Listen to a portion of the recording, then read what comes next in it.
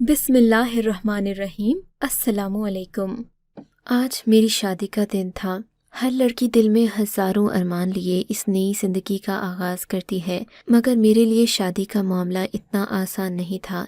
ये एक बिल्कुल अनजान घराना था जिसे मैंने इससे पहले नहीं देखा था। मेरे मामू और मोमानी ने मेरी शादी जल्दबाजी में की थी, शायद इसलिए कि अब उन्हें मुझ यतीम की ज़रूरत नहीं रही थी। इन्होंने मेरी जगह काम वाली जो रख ली थी। तभी मामू ने जल्दी जल्दी मेरा ब्याह असगर नामी इस शख्स से कर दिया जिसको मैंने इससे पहले देखा ही नहीं था। निकाह के बाद मैंने उन्हें पहली बार देखा। वो खुद तो एक शरीफ आदमी मालूम होते थे, मगर मेरे साथ जो नंदों का जमगट्ठा था उसे देखकर मेरा दिल घबरा रहा था। नंदें वैसे तो बहनें होती हैं, मगर ससुराल में हर रिश्ता बदल जाता है। खैर, मैंने मुंह पर चुपके ताले लगा लिए। जानती थी कि इस घर में खामोशी से गुजारा करूं तो ही मेरे हक में बेहतर है। वापस पलटकर मामू के घर तो नहीं जा सकती। मुझे सजा सवार कर हुजलाई उरूसी में बिठा दिया गया। थोड़ी देर ही गुजरी थी, मेरे कान किसी के कदमों की आहट सुनने के मुंतज़िर थे कि एक खर्राट सी औरत मेरे कमरे में दाखिल हुई। इस औरत को मैंने गालिबन दूसरी बार देखा था। मैं इसका नाम वगैरह नहीं जानती थी। औरत ने आते ही करख लहजे में मुझसे मुखातिब होकर मेरा नाम पूछा। डरते डरते मैंने अपना नाम बताया, जैसे वो मुझे पहली बार देख रही हो। उसकी आंखों में सफाकी थी, मगर वो चेहरे पर मुस्कुराहट सजाते हुए मेरे पास आकर बैठ गई। ये लो। उसने अपने पहलू से एक लाल रंग का कंबल निकालकर मेरे बेड पर फैला दिया। ये क्या है? मैंने धीमी सी आवाज़ में सवाल किया। ये तुमको आज रात ओढ़कर सोना होगा। उस औरत ने कहा तो मेरी जान ही निकल गई, क्योंकि पहले ही शादी का भारी जोड़ा पहनकर मैं पसीने से शराबूर हो रही थी और इस गर्मी में ये कंबल पहनने को कह रही थी। मैंने दिल में सोचा, लेकिन उसे कह नहीं पाई। उसने मुझसे मज़ीद कुछ देर बातें की। फिर जब मैं उसके साथ घुल मिल गई तो नरमी से मुखातिब हुई। बात सुनो, डरने की ज़रूरत नहीं है। मेरा नाम शाज़िया है। मैं इस घर की बड़ी बहू हूँ। हमारी सास बहुत अच्छी खातून हैं। तुम यहाँ तमीज़ से रहोगी तो वो तुम्हें कुछ भी नहीं कहेंगी, तुम्हारी हौसला अफजाई करेंगी, बिल्कुल माँ की तरह पेश आएंगी।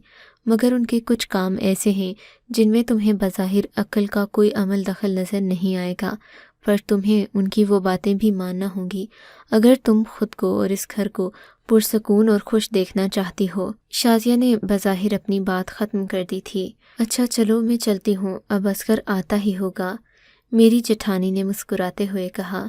किसी चीज़ की ज़रूरत हो तो बता देना। शाज़िया ने कहा। जी ठीक है, मैं बता दूंगी, मुझे कुछ नहीं चाहिए, मैंने रुखाई से जवाब दिया। न जाने क्यों इस औरत की बातें मुझे परेशान कर गई थीं। अच्छा सुनो, वो जाते जाते वापस मुड़ी। ये कंबल लाजमी ओढ़ लेना, अगर तुमने इसे ना पहना तो अम्मा जी नाराज़ हो जाएंगी। वैसे इसे पहनना क्यों है? मैंने बेजारी से पूछा। वो फिर आकर मेरे पास बैठ गई। जब मेरी शादी हुई थी तो मेरी सास ने भी मुझे ये कंबल ओढ़ने को दिया था। वो तो खैर सर्दियों के दिन थे, मगर मैंने उनसे कोई सवाल जवाब नहीं किया। खामोशी से कंबल ओढ़ा और सो गई। अगली सुबह जागी तो अम्मा जी ने मेरी बहुत हौसला अफजाई की। बोली कि अब रोज़ाना रात को यही कंबल ओढ़कर सोना, इसे बुज़ुर्गों की दुआ है, इसे ओढ़ने वाली बहू बेटा पैदा करती है। अपनी सास की ये बात तो मुझे अजीब ही लगी थी। तुम खुद सोचो, कंबल ओढ़ने से भला बेटा पैदा हो सकता है ना अजीब सी बात? शाज़िया ने हंसते हुए कहा। बहरहाल मैं तीनों रातें ये कंबल ओढ़ती रही थी। फिर जब मेरा बच्चा पैदा तो अम्मा जी बहुत खुश हुईं, कहने लगीं कि ये उसी कंबल की बरकत है। मेरे होते होते अकबर की भी शादी हुई थी। अकबर की बीवी को भी अम्मा जी ने यही कहा, और देखो उसका भी बेटा पैदा हुआ। लेकिन खैर, बेचारा 6 महीने के बाद ही मर गया था। शाज़िया ने बेरहमी से कहा। अच्छा, वो कैसे? मैंने परेशानी से पूछा तो बोली, छोड़ो इन बातों को, तुम ऐसा करो कि ये कंबल अपने पास रखो। रात को ये कंबल लाजमी ओढ़ लेना। सुबह अम्मा जी पूछेंगी, अभी तुमने पूरा हफ्ता इसे ही इस्तेमाल करना है। शाज़िया ये कहकर मेरे कमरे से चली गई। शाज़िया के कमरे से जाने के बाद मुझे अंदाज़ा हुआ कि ये लोग कितने वहमी और तोहम परस्त हैं। मैंने कंबल हटाकर दूसरी तरफ रख दिया। थोड़ी देर के बाद असगर आए। इन्होंने मुझसे मोहब्बत भरी बातें की, साथ ही साथ अपने घर वालों को खुश करने के नुस्खे اور ہزاروں نصیحتیں بھی کیں، جن کو پلے باندھ کر مجھے زندگی کا سفر بھاری لگنے لگا لیکن کیا کرتی، نئے گھر، نئے لوگوں کی ریتیں ماننا تو تھیں۔ میں نے اپنی نئی زندگی کا آغاز تو کر لیا، مگر صبح ہوتے ہی اپنی ساس کے سوالوں کے جواب دینا پڑے۔ بہو، وہ کمبل کہاں گیا؟ کیا تم نے اوڑھا تھا رات کو؟ جی اماں جی، میں وہی اوڑھ کے سوئی تھی۔ میری بات پر ساس تو مطمئن ہو گئیں، لیکن شازیہ کے تیور ٹھیک نہیں لگ رہے تھے۔ اماں جی، مجھے نہیں لگتا کہ اس نے وہ کمبل اوڑھا ہے، آپ اسے اپنے پاس سلائیں، وہ کمبل اسے اوڑھنا ہی پڑے گا، ایسا نہ ہو کہ ہماری خاندانی روایات پر آنچ آ جائے۔ یہ آج کل کی لڑکیاں بڑوں کی باتیں ایک کان سے سنتی ہیں اور دوسرے کان سے نکال دیتی ہیں۔ شازیہ نے کہا، نہیں اماں جی، میں آپ کا کمبل ہی اوڑھ کر سوئی تھی۔ میں نے اپنی بات پر زور دیتے ہوئے کہا، بس رہنے دو بہو، میں کوئی بچی نہیں ہوں، سب جانتی ہوں کہ آج کل کی لڑکیوں کے کیا نخرے ہوتے ہیں۔ تم آج میرے کمرے میں سونا، میں دیکھوں گی کہ تم نے یہ کمبل اوڑھا ہے کہ نہیں۔ اس سال میں اتنے بیٹے پیدا ہوئے ہیں، دیکھ نہیں رہی، شازیہ کے 3 بچے ہیں اور صرف ایک بیٹی ہے، جبکہ اکبر کی بیوی نے بھی پہلا بیٹا ہی پیدا کیا تھا۔ وہ الگ بات ہے کہ قدرت کے فیصلے کچھ اور تھے، لیکن اس کے ہاں بھی اولاد نرینہ ہی ہوئی۔ ساس نے کہہ کر مجھے مطمئن بھی کر دیا اور شک میں ڈال دیا، کہیں واقعی اس کمبل میں کوئی ایسی بات تو نہیں کہ بیٹا پیدا ہو۔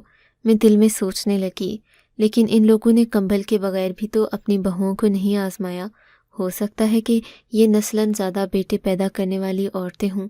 میں نے دل میں سوچا اور اس خیال کو ذہن سے جھٹک دیا۔ کہاں میری ساس نے مجھے رات کو اپنے کمرے میں سلانا تھا؟ بھلا اتنی بڑی ناانصافی کوئی کر سکتا ہے کہ 2 دن کی بیاہتا دلہن کو اپنے کمرے میں سلانے کے لیے لے آئے؟ لیکن میری ساس نے تو میری توقع سے بڑھ کر چالاکی دکھائی۔ رات ہوتے ہی انہوں نے اصغر سے کہہ دیا کہ وہ مجھے اپنے کمرے میں لے جائیں گی، اور ایسا کرنا بہت ضروری ہے، ورنہ تو ان کی اولاد نہیں ہوگی۔ اصغر اپنی ماں کی ایک بھی نافرمانی نہ کرتے، انہوں نے مجھے خوشی خوشی اجازت دے دی کہ جا کر اماں کے کمرے میں سو جاؤ۔ میں حیران تھی کہ کیسا شوہر ہے جسے میری محبت بھی اپنے پاس نہ کھینچ لائی۔ میں منہ بنا کر اپنی ساس کے کمرے میں بیٹھی تھی کہ انہوں نے مجھے نصیحتیں کرنا شروع کر دیں۔ 1-2 گھنٹے لگے کہ ان کی باتیں مکمل ہوئیں اور پھر سونے کا وقت ہو گیا۔ میں بے دلی سے بستر پر لیٹ گئی۔ عجیب سا لگ رہا تھا۔ میری ساس کے کمرے کے 2 دروازے تھے، کبھی کوئی آ کر بات پوچھتا تو کبھی ساس خود کسی کو بلا لیتی۔ میرے لیے مانو کوئی الگ جگہ تھی ہی نہیں۔ خیر میں کیا کر سکتی تھی، خاموش ہو گئی۔ تھوڑی دیر کے بعد اماں جی نے بلب بند کر دیا اور مجھے سونے کا حکم دیا۔ میں نے کمبل پھیلا کر اپنے پاؤں پر لے لیا، مگر ساس عقابی نظروں سے جیسے میرا ہی جائزہ لے رہی تھیں۔ انہوں نے مجھے پورا کمبل اوڑھنے کا کہا، یہاں تک کہ میں نے خود کو مکمل ڈھانپ لیا اور سونے کی کوشش کرنے لگی۔ چند منٹ ہی گزرے تھے کہ مجھے اپنے پاؤں میں جلن محسوس ہونے لگی۔ پہلے تو میں نے نظر انداز کیا، مگر پھر مجھ سے رہا نہیں گیا، میں نے کمبل اتار کر پھینک دیا۔ بہو، یہ کیا کر رہی ہو؟ میری ساس تو جیسے اسی موقع کی طاق میں بیٹھی تھیں۔ کیا تم نہیں جانتی کہ یہ کمبل کتنا بابرکت ہے؟ اٹھو، اسے فوراً اوڑھ لو۔ اپنی ساس کی اس بات پر میں مجبور ہو گئی۔ ہاتھ پاؤں پر اور جلد پر ابھی بھی جلن ہو رہی تھی۔ میں نے مجبوراً کمبل اوڑھ لیا اور سونے کی کوشش کرنے لگی، مگر نیند تھی کہ آنکھوں سے کوسوں دور تھی۔ اب جلن مزید بڑھتے بڑھتے اس قدر ناقابل برداشت ہو گئی کہ میں باقاعدہ چیخنے لگی، مگر میری ساس کی سنگ دلی تھی کہ ان کو ذرا بھی مجھ پر ترس نہیں آیا۔ مجھے مسلسل وہ کمبل اوڑھانے کا کہتی رہیں۔ میں نے بالآخر تنگ آ کر وہ کمبل پھینک دیا، مگر پھر بھی میرے چہرے اور ہاتھ پاؤں کی جلن کم نہیں ہوئی۔ تکلیف شروع ہوئی۔ مجبوری میں نے اٹھ کر کمرے کی روشنی جلا دی۔ میری ساس بھی میرے پیچھے اٹھ کر کھڑی ہو گئیں اور غصہ کرنے لگیں۔ کیا ہو گیا ہے؟ کیوں نخرے کر رہی ہو؟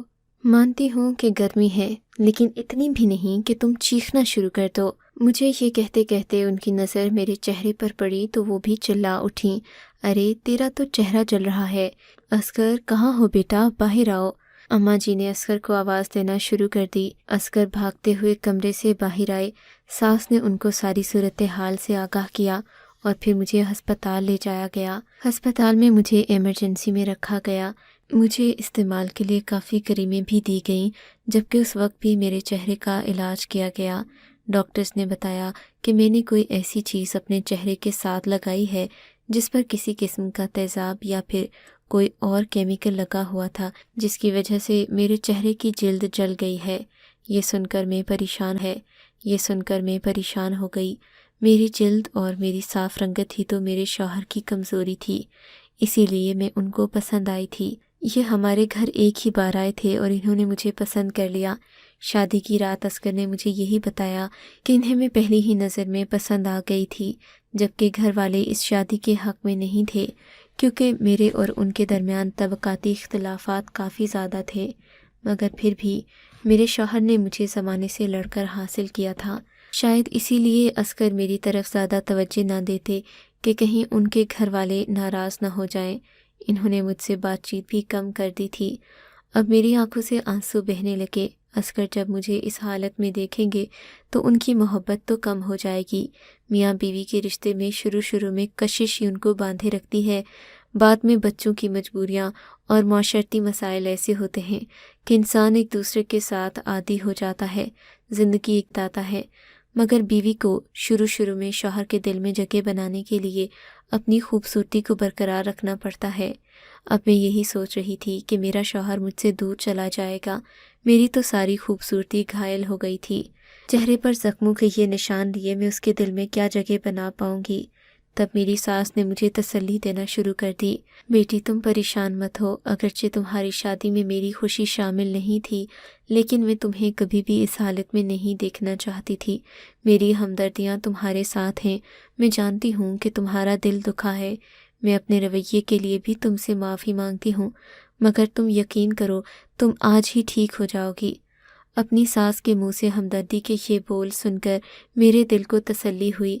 ان کا لہجہ خلوص سے بھرا ہوا تھا، وہ اگرچہ سخت معلوم ہوتی تھیں مگر ان کی باتوں میں مدرانہ شفقت تھی، جسے سن کر میرا دل پگھل گیا۔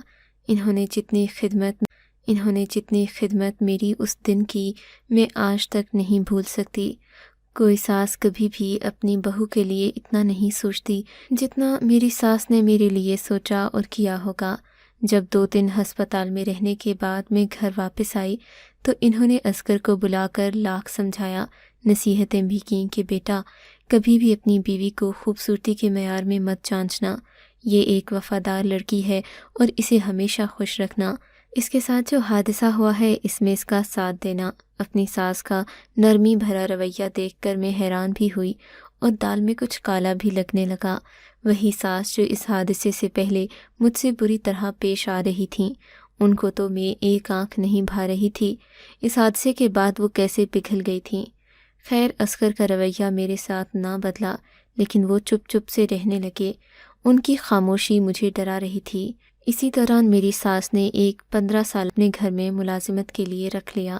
یہ ایک ایسی تبدیلی تھی جس نے ہم سب کو حیران کر دیا۔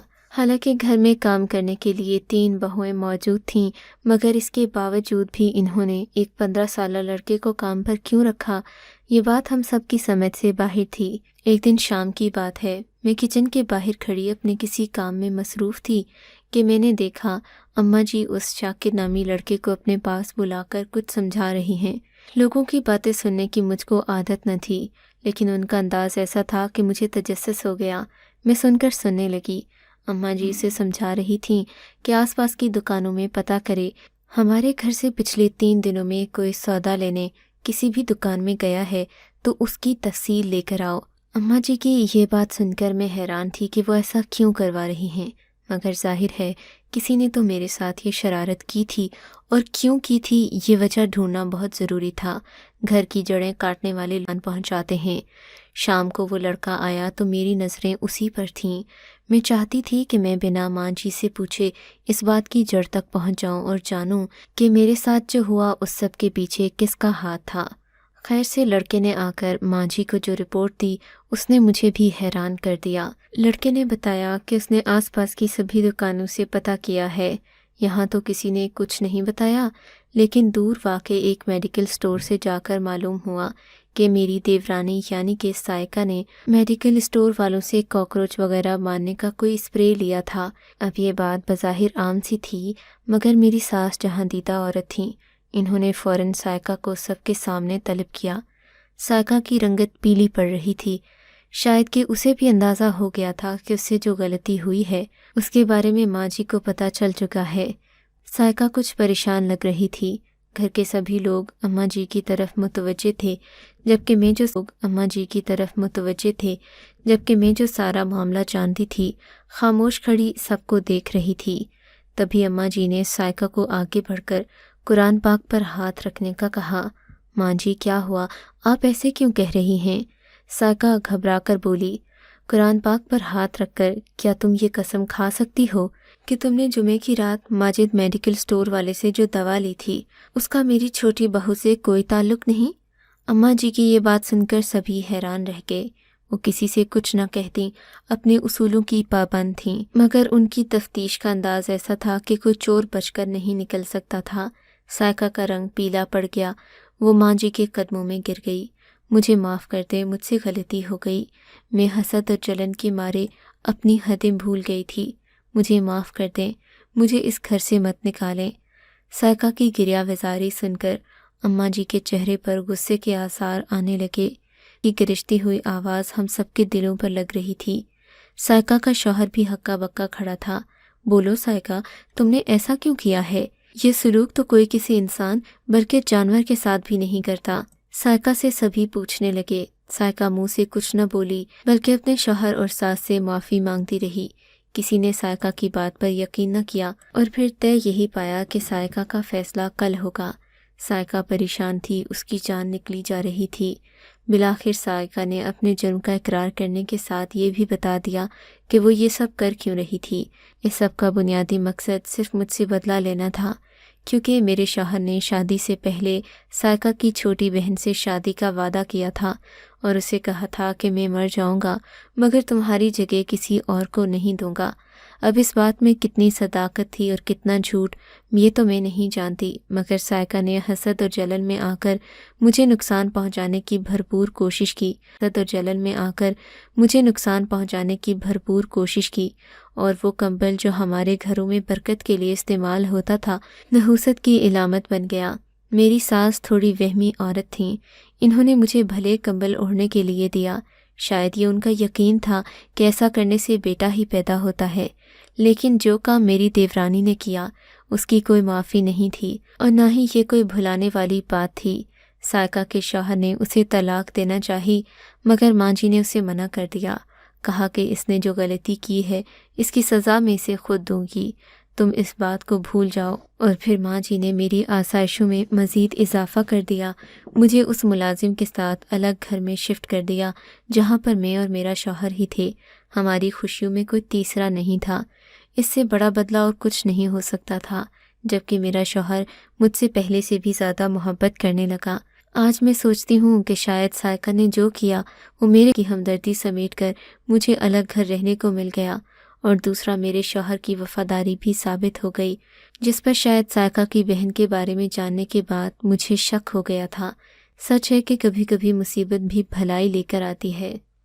آپ کو اگر یہ کہانی اچھی لگی ہے تو اس ویڈیو کو لائک کیجیے اور اس طرح کی مزید کہانیاں سننے کے لیے ہمارے چینل کو ضرور سبسکرائب کیجیے۔ کہانی سننے کا شکریہ۔ آپ سے ملاقات ہوگی اگلی ویڈیو میں، تب تک کے لیے اللہ حافظ۔